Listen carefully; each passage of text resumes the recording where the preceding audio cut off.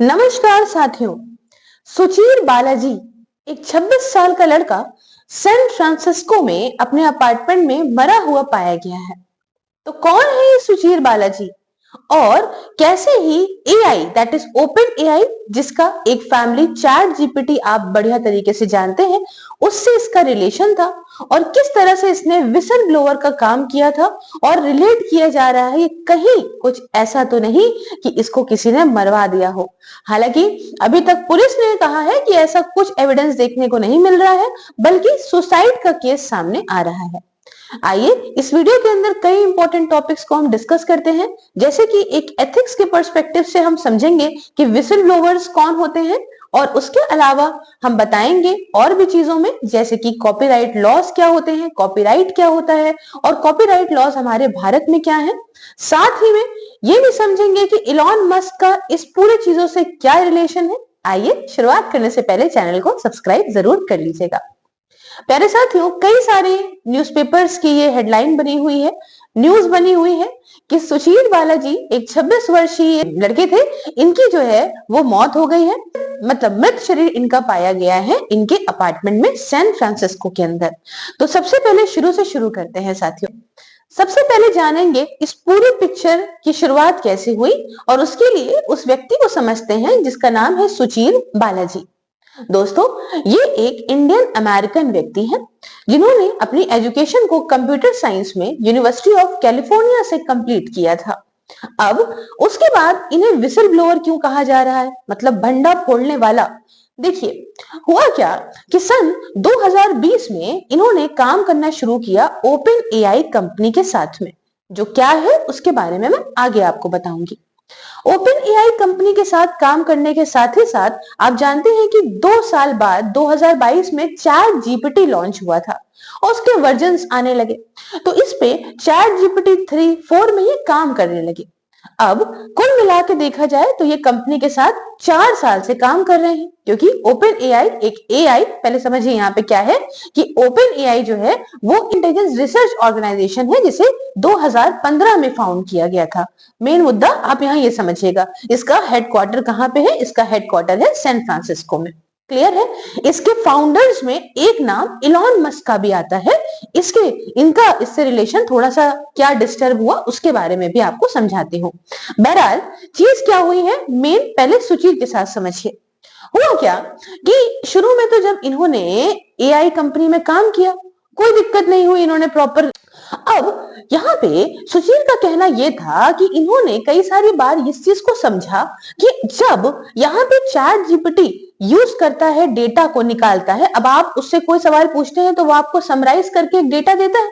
तो डेटा कहां से आया, उसमें बहुत सारे ऐसे कॉपीराइट ओनर्स भी थे। कॉपीराइट ओनर्स क्या होते हैं मैम, वो अभी हम आगे बात करेंगे। फिलहाल अलग अलग ऐसे समझिए कि अलग अलग लोगों का कंटेंट चैट जीपीटी ने यहाँ पे लिया और उसके बाद एक जगह अपनी जगह करके एक इंसान को दे दिया। तो मैम आखिरकार फिर सुचीर ने इसमें कॉपीराइट वाली बात क्यों कही। देखिए, सुचीर की बात ये थी कहने की कि जो लोग इसका यूज करते हैं, सपोज करिए कि कहीं से 10 लोगों का डेटा है और 10 लोगों का डेटा निकाल के समराइज करके चैट जीपीटी ने अपने में डाल दिया। तो बहुत सारे ऐसे ओनर्स जिनका वो कंटेंट कॉपीराइटेड था। कॉपीराइटेड मतलब कि भाई हमने कोई चीज बनाई है तो हमारे को ये हक है कि वो चीज हमसे पूछ के ही यूज करी जाए। क्लियर है। तो कॉपीराइटेड कंटेंट का भी यहाँ पे यूज होने लगा, जिससे बहुत सारे लोगों का ये इंफ्रिंजमेंट है, उनके इस हक का तो हनन है ना।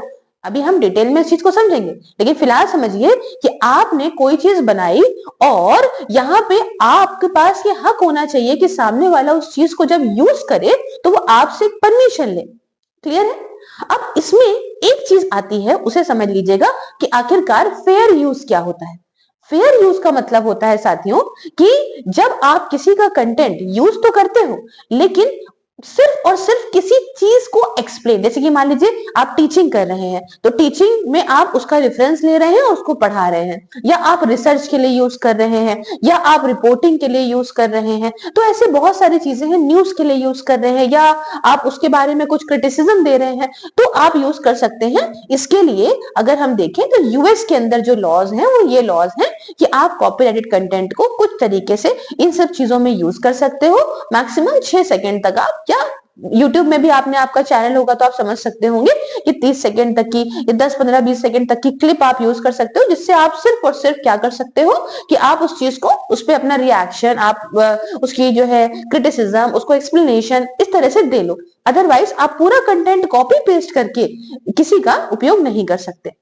अब यहाँ पे सुरेश का ये कहना था साथियों, जो और लोग हैं, मतलब जो दूसरे व्यक्ति हैं, वो क्या कर रहे थे, इस ओपन एआई का यूज करके, चैट जीपीटी का, मतलब ओपन एआई के चैट जीपीटी का यूज करके बाकी लोग सिमिलर तरीके की, सपोज करिए कि आपका कोई ऐसा कंटेंट है जो बहुत ही यूनिक है, बढ़िया है, कॉपीराइटेड है, लेकिन अगर सेम तरह का कंटेंट आपकी इस हेल्प से यहाँ बना लिया जाए तो सेम एप्लीकेशंस बनाने में यहाँ पे बहुत कारगर ये साबित हो रहा था, जो कि एक तरीके से देखा जाए तो कॉपीराइट का हनन हुआ कि किसी व्यक्ति की मेहनत और दूसरा वाला सिमिलर बनाए ले रहा है, जस्ट बिकॉज कि इन सब की इंफॉर्मेशन वो निकाल रहा है और बहुत ही इजिली अपने में यूज कर ले रहा है।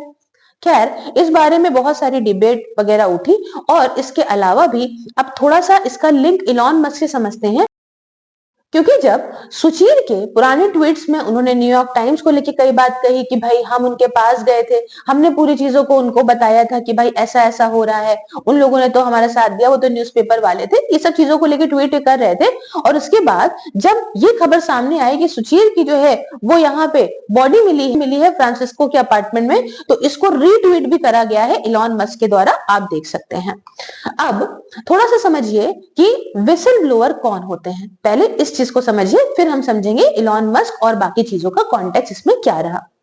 देखिए, एथिक्स के पर्सपेक्टिव से आप इस बात को समझिए कि विसल ब्लोअर को हम हिंदी में जब समझाते हैं तो हमने अपनी एथिक्स की पूरी सीरीज में भी यही पढ़ाया था, जो हमने लेटेस्ट एडिशन पढ़ाया है, भंडा फोड़ने वाला। सपोज करिए कि आप किसी कंपनी में काम करते हैं और उस कंपनी के अंदर आपको कुछ चीजें उनकी समझ नहीं आ रही हैं, लेकिन चूंकि आप अंदर काम करते हैं, आपको एक एक बात उसके अंदर पता है कि यहाँ क्या गलत होता है, क्या सही होता है, किस तरीके से कंपनी किस एथिकल बेसिस पे काम कर रही है, और आपको ये बात नहीं समझ आ रही कि ऐसा क्यों किया जा रहा है, इससे समाज के कई सारे लोगों का इसमें नुकसान हो रहा है। तो आप क्या करते हो कि आप उस सारी चीजों को किसी बड़े ऑफिसर, या फिर कहीं ऐसा कि पब्लिक के अंदर, या किसी भी तरह से अपनी नौकरी बचाएंगे तो आप छुपा के, या फिर आप बता के, किसी भी तरह से आप उस कंपनी की इन मैल प्रैक्टिसेस का भंडा सबके सामने फोड़ देते हो, है ना। हम बहुत सारे इसमें, जैसे कि स्नोडेन के रेवल्यूशंस वगैरह हमने देखे थे, जिसमें यूएस के बहुत सारे पेपर्स उन्होंने सामने रख दिए थे कि किस तरीके से स्पाई करती है यूएस। तो ये होते हैं विसल ब्लोअर्स। अब इसके लिए, इनके प्रोटेक्शन के लिए भी कई सारे राइट्स हैं अलग अलग देशों में, कि ऐसे लोगों को किस किस प्रकार से उनकी जो है आइडेंटिटी छुपाने को लेके उनको कैसे बचाएं, ताकि उनको जो है वो किसी प्रकार की उनकी जान माल को खतरा ना हो। तो ये होते हैं विसल ब्लोअर, और किस तरह से ये जो सुचीत थे वो विसल ब्लोअर बने, ये आपको मैंने समझा दिया। अब आगे आती है बात कि सबसे पहले कोर चीज को समझते हैं कि ओपन एआई क्या है। साथियों, ओपन एआई एक अमेरिका की इंटेलिजेंस, आर्टिफिशियल इंटेलिजेंस की रिसर्च ऑर्गेनाइजेशन है, जिसे फाउंड किया गया था दिसंबर 2015 में। इसका हेडक्वार्टर मैंने आपको बताया सैन फ्रांसिस्को कैलिफोर्निया के अंदर आप पा जाओगे। इसको फाउंड करने वाले में बहुत सारे लोग हैं, मेन मेन नाम में सैम अल्टमैन, इलॉन मस्क वगैरह वगैरह का भी नाम आता है। सारी डिटेल्स मैंने यहाँ डाल दी है, आप चेक कर सकते हो। तो अब बात क्या है कि हुआ क्या कि चीजें चीजें जब 2015 के बाद आगे बढ़ने लगी, तो 2018 में इलॉन मस्क ने इस कंपनी से खुद को बाहर कर लिया। कई सारी वजहें थी, जैसे कि कॉन्फ्लिक्ट ऑफ इंटरेस्ट पैदा हो रहा था, मतलब उनका कुछ होगा भाई, चीजें उनके मतलब की अदर होंगी जो कंपनी के साथ नहीं मैच कर रही होंगी, चीजें ये थी। अच्छा, इनकी कार टेस्ला आप जानते हैं कि एआई बेस्ड मॉडल पे ही बहुत ज्यादा डिपेंडेंट है। ये सारे फैक्टर्स भी थे। फिर अलग अलग विजन, इलॉन मस्क का अलग विजन, इन को फाउंडर्स का अलग विजन, फिर दूसरे वेंचर्स पे भी फोकस करना इनका कुछ एक उद्देश्य था। उसके अलावा इनको इस पूरे ओपन एआई के इक्विटी में, शेयर में ज्यादा इक्विटी चाहिए थी, है ना। तो इसके अलावा ये भी बताया कि ओपन एआई फेल हो जाएगी आने आने वाले टाइम पे। अब देखिए, इतना आप समझ गए कि इलॉन मस्क क्यों बाहर आए। अब हम समझते हैं कि चैट जीपीटी क्या है। देखिए, चैट जीपीटी भी एक जनरेटिव एआई इंटेलिजेंस चैटबॉट ही है और इसे डेवलप किया गया था इसी ओपन एआई जो ऑर्गेनाइजेशन है इसी के द्वारा, और लॉन्च किया गया था सन 2022 में, है ना। ये इसमें जीपीटी 40 लार्ज लैंग्वेज मॉडल पे बेस्ड है। ये आप इससे कुछ भी टेक्स्ट डालते हो तो आपको एक तरीके से छोटा मोटा, मतलब छोटे में समझिए कि समराइज करके चीजों को दे देती है। बहुत फेमस हुई थी, बहुत चीजें हुई थी यहाँ पे चैट जीपीटी को लेके, प्रॉपर डिटेल से आपको इजी करके चीजें बता देती है। अब देखिए, यहाँ पे हुआ क्या कि इलॉन मस्क ने कई सारे इनके ऊपर इल्जाम लगाए। हुआ क्या कि जो कंपनी ओपन एआई थी, जब ये आई थी तब ये एक नॉन प्रॉफिट ऑर्गेनाइजेशन थी, लेकिन 2019 में ये प्रॉफिट बेस्ड बन गई। तो इलॉन ने इस बात को ही यहाँ पे फेडरल कोर्ट में डाला कि ऐसा भाई क्यों कर रहा है ये कंपनी, है ना। जब नॉन प्रॉफिट है तो प्रॉफिट में क्यों आ रही है। अब कंपनी ने भी पलट के काफी कुछ बहस करी कि इन्होंने अपना एक्स एआई लॉन्च कर दिया इसलिए हम पे इल्जाम लगा रहे हैं, ये सब चीजें करके। ये तो हो गई इलॉन और उनके बीच की बहस। इसीलिए आपने देखा कि इलॉन मस्क ने इस चीज को रिट्वीट करा है कि भाई सुशील बालाजी की जो अभी ये बॉडी मिली है इसको लेके। अब हम थोड़ा सा यूपीएससी पॉइंट ऑफ व्यू से अपने मतलब की चीजों को समझ लेते हैं। ये तो हमने चीज लिया, कॉन्टेक्स्ट पूरा क्या है कि आखिरकार इंटेलेक्चुअल प्रॉपर्टी राइट्स क्या होते हैं, जिसके अंदर ही एक हिस्सा है कॉपीराइट्स का। गौर से समझिएगा। देखिए, आईपीआर जो है, that is intellectual property rights, ये एक लीगल राइट्स हैं जो क्रिएटर्स को, क्रिएटर मतलब बनाने वाला व्यक्ति जो उस चीज को, किसी भी चीज को बना रहा है, इसे डिटेल में हम समझेंगे। क्रिएटर्स को इंटेलेक्चुअल प्रॉपर्टी के ये एबिलिटी देते हैं, ये हक देते हैं कि उनका कार्य जो उन्होंने करके दिया है वो किस तरह से यूज होगा। सपोज करिए आपने खाना बना रखा है और आपका ही सर्वे सर्वा है, आपने बहुत अच्छी डिश डिसाइड करके बनाई है, तो ऑब्वियस सी बात है कि आप डिसाइड करोगे कि मैं किसको वो खाने के लिए दूंगा, किसको वो नहीं दूंगा, उसमें क्या चीजें पड़ी हैं, उसका हक आपसे लोग पूछने का आपको मिलेगा। समझे। अब आईपीआर के अंदर कई सारे राइट्स आते हैं, जैसे कि कॉपीराइट्स, जिसे हम अभी डिटेल से अगली स्लाइड में समझेंगे। दूसरा पेटेंट, आप समझिए जैसे कि मेडिसिन में होता है पेटेंट, पेटेंट लेना पड़ता है कि मेडिसिन हमने बनाई कोविड टाइम पे, आपको याद होगा कि कई सारे ऐसे इंजेक्शंस थे जिनका पेटेंट कंपनियां देने को नहीं रेडी थी, चाहे जिस किसी की जिंदगी मौत का सवाल क्यों ना हो, क्योंकि हमने रिसर्च करी है, हमने मेहनत करी है और ये तैयार करा है चीज, तो ये हक सिर्फ और सिर्फ हमारे पास होगा इस चीज को बेचने का। क्लियर। पेटेंट हो गया। उसमें पेटेंट में बहुत सारी चीजें होती हैं, जैसे कि मान लीजिए एप्पल की किसी चीज का है पेटेंट उनके पास है कि उन्होंने ही चीज बनाएंगे, वही चीज वो बेचेंगे। ठीक है। उसके अलावा ट्रेडमार्क जब हम बात करते हैं तो हम किसी सिंबल को लेके, आपने देखा होगा मैकडॉनल्ड्स का वो एम है बड़ा सा, बर्गर किंग का है तो, या केएफसी के जो दादाजी बने हुए हैं वो जो सिंबल है, तो ये सब चीजें जो है वो क्या होती है। अब ऑडी के 4 छल्ले हैं, तो ये सारी चीजें क्या है, ये ट्रेडमार्क में आती है कि ये हम ही यूज कर सकते हैं। ठीक है, ये हमारा सीधा हमारा सिंबल है, हमारे अलावा और कोई अगर यूज करेगा तो हम क्लेम करेंगे हमने इसको डिजाइन करा है, हमने इसको फेमस करा है। कल को आप मैकडॉनल्ड्स का एम अपनी दुकान के सामने लगा के फटाफट बर्गर बेचने लगो तो उनकी गुडविल का क्या होगा, इतने सालों से बनाई हुई, है ना। इसको प्रोटेक्ट करने के लिए ट्रेडमार्क होता है। ऐसी कई सारी चीजें मेरे जैसे कि ट्रेड सीक्रेट के अलावा इंडस्ट्रियल डिजाइन में, ठीक है, तो ये सारी चीजें आती हैं आईपीआर राइट्स में। अब यहाँ पे आइए कॉपीराइट्स को समझते हैं कि आखिरकार कॉपीराइट कंटेंट क्या होता है। गौर से समझिएगा साथियों, कॉपीराइट कंटेंट एक ओरिजिनल काम, जिसे जैसे आपने कोई ओरिजिनल चीज करी है, ठीक है, और कॉपीराइट के द्वारा उसे क्या करा जा रहा है, प्रोटेक्ट करा जा रहा है। एक तरीके का ये इंटेलेक्चुअल प्रॉपर्टी लॉ है, जैसे मैंने आपको बता दिया। तो ये कॉपीराइट प्रोटेक्ट करता है एक्सप्रेशन ऑफ वर्क को, नॉट द आइडिया। याद रखिएगा, कार्य आपने जो कर दिया, मान लीजिए आपने गाना बना दिया, तो गाना आपने जो बनाया है उस गाने को ये प्रोटेक्ट करेगा। अब गाना अ करके बनाया, ई करके बनाया, इसको नहीं प्रोटेक्ट करेगा। इस बात को समझिएगा। मतलब यहाँ पे एक्सप्रेशन ऑफ वर्क को प्रोटेक्ट करता है, आइडिया को नहीं प्रोटेक्ट करता। प्रोसेस को नहीं प्रोटेक्ट करता कि भाई तुमने कैसे किस तरीके से बनाया, इस तरीके से कोई नहीं बना सकता, ऐसे नहीं। जो आपने बना दिया सिर्फ उस चीज को प्रोटेक्ट कर रहा है ना। क्या आपने पीछे मेथड यूज करे हैं उस चीज को प्रोटेक्ट नहीं करता, ये बात ध्यान रखिएगा, ठीक है। तो कॉपीराइट बहुत सारे वर्क्स को प्रोटेक्ट करता है। इसमें बहुत सारी चीजें हैं, जैसे कि ऑडियो विजुअल वर्क हो गया, मूवी जैसे टीवी शो हो गए, ऑनलाइन वीडियो हो गई, उसके अलावा सॉन्ग्स वगैरह हैं, उसके अलावा लेक्चर्स, बुक्स, म्यूजिकल कॉम्पोजिशंस तो आप समझ ही रहे हैं, तभी तो आप कोई किसी और की म्यूजिक लगा देते हैं। आजकल टी सीरीज की लगा दीजिए, अभी देखिए तट से तुरंत आ जाएगा, ये बात है। उसके अलावा आपने मान लीजिए पेंटिंग बढ़िया करी, पोस्टर एडवर्टीजमेंट बनाया है, तो आप उसकी कॉपी नहीं कर सकते। तो इस तरीके के ड्रामा हो गया, तो ओनर कॉपीराइट का उसके पास यूज होता है, मतलब उसके पास हक होता है कि वो अगर चाहे तो वो किसी को राइट दे दे। मान लीजिए आपको हम राइट देते हैं कि आप हमारा ये कंटेंट हमने बनाया, आप यूज कर लो। तो अगर हमने आपको कह दिया और आपने हमसे पर्सनली लिखित में मेल में ले लिया, तब आप उस कंटेंट को यूज कर सकते हो, अदरवाइज नहीं कर सकते। क्लियर। तो कुछ एक्सेप्शंस यहाँ पे होते हैं, वो एक अलग की बात है। तो क्या अब अगर ओनर ने परमिशन दे दी है, कोई हक नहीं छिन रहा है, तो आप यूज कर लो, अदरवाइज कोई बात ही नहीं है। अच्छा, अब उसके अलावा इसको आप फेयर यूज के अंदर यूज कर सकते हो। जैसे कि मैंने आपको बताया ये फेयर यूज क्या होता है कि आप किसी पढ़ाने को लेके या किसी जो है चीज को एक्सप्लेन करने को लेके, क्रिटिसाइज करने को लेके, इस तरीके से रिसर्च बेस में आप उस कंटेंट को यूज कर सकते हैं, लेकिन उससे उसके ओनर का हक नहीं छीनना चाहिए।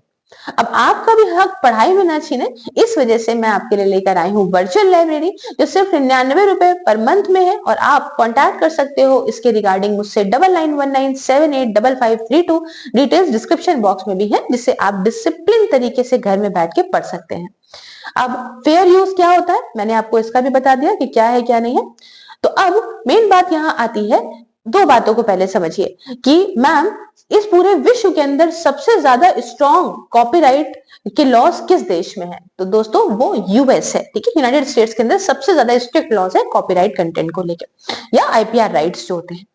क्या भारत के अंदर भी कोई ऐसे राइट्स हैं कॉपीराइट जो लॉज हो भारत में? जी हाँ, बिल्कुल है। कॉपीराइट एक्ट ऑफ 1957 गवर्न करता है कॉपीराइट को इंडिया के अंदर, और एक्ट प्रोटेक्ट करता है ओरिजिनल कामों को फ्रॉम अनऑथराइज यूज, जिसमें कि इंक्लूडिंग लिटरेरी वर्क आता है, dramatic, musical work, artistic work, cinematograph work हो गया, साउंड रिकॉर्डिंग हो गई, और कंप्यूटर प्रोग्राम्स हो गए। अब इसके बाद ये ओनर को, कॉपीराइट कंटेंट के ओनर को कुछ हक भी प्रदान करता है कि जैसे आप अपने काम को रिप्रोड्यूस कर सकते हो, आप ट्रांसलेट या अडेप्ट कर सकते हो वर्क को, आप राइट है आपके पास कम्युनिकेट करने का वर्क को पब्लिक तक, राइट है बेचने का या देने का काम वर्क को फॉर हायर, और उसके अलावा आपके पास ये भी राइट है कि आप फिल्म या साउंड रिकॉर्डिंग अपने वर्क की कर पाओ, ठीक है। अब इसके अलावा यहाँ पे 5 कुछ फंडामेंटल राइट्स हैं जो बिल देता है कॉपीराइट ओनर्स को, जिसमें एक्सक्लूसिव राइट आता है रिप्रोडक्शन का, अडेप्टेशन का, पब्लिकेशन का, परफॉर्मेंस का और डिस्प्ले का, ठीक है। और ये स्टेटेड करा गया है जनरली सेक्शन नंबर 106 के अंदर। क्लियर बात हो गई। अब आप कहेंगे कि मैम आपने एक बार कोई चीज बना दी अगर, तो क्या आजीवन आपके पास वो हक रहेगा कि आपके अलावा उस चीज को कोई नहीं यूज कर सकता, बना सकता है? तो देखिए भारत के अंदर ये चीज वाकई में एक तरह से देखा जाए तो ऑथर प्लस यहाँ पे समझिए कि सही में लाइफ टाइम तक का ही चलेगा। मतलब आप जब तक जिंदा है तब तक तो चीजें चलेंगे ही चलेंगे। इसके अलावा जब आपकी मृत्यु हो गई तब से लेके अगले 60 वर्षों तक भी वो आप ही के नाम कॉपीराइट चीज रहेगी। क्लियर है। अब मतलब ज्यादातर लिटरेरी वर्क, ड्रामेटिक, म्यूजिकल या आर्टिस्टिक वर्क जो है उन्हें प्रोटेक्ट करा गया है 60 years after the author passes away. Clear है। अब आप कहेंगे कि मैम अगर मान लीजिए मैंने इन्फ्रिंजमेंट कर दिया इन राइट्स का, तो क्या कुछ मुझे नुकसान है, जेल का सामना करना पड़ेगा? जी हाँ, इसमें पनिशमेंट भी है और यहाँ पे फाइन भी है। जैसे कि आपको 6 महीने से लेके 3 साल तक की पनिशमेंट हो सकती है, जिसमें मिनिमम फाइन आपको 50,000 रुपए और मैक्सिमम 2 लाख रुपए तक का हो सकता है अगर आप लगातार करते रहते हो। क्लियर है। और उसके अलावा ये जेल जो है वो बढ़ के 1 साल भी हो जाएगी अगर आप मानने को तैयार ही नहीं हो तो। ठीक है। तो यहाँ तक हमने अपने इस लेक्चर को डिस्कस करा। अगर अच्छा लगा हो तो लाइक शेयर सब्सक्राइब करिएगा, मुझे मेरे काम में सपोर्ट कर सकते हैं ज्वाइन बटन को प्रेस करके। साथ ही सारे सोशल मीडिया के लिंक डिस्क्रिप्शन बॉक्स में है, हर जगह फॉलो कर लीजिए, वीडियोस हर जगह आती रहती हैं। मिलते हैं किसी नेक्स्ट वीडियो में। जय हिंद, जय भारत।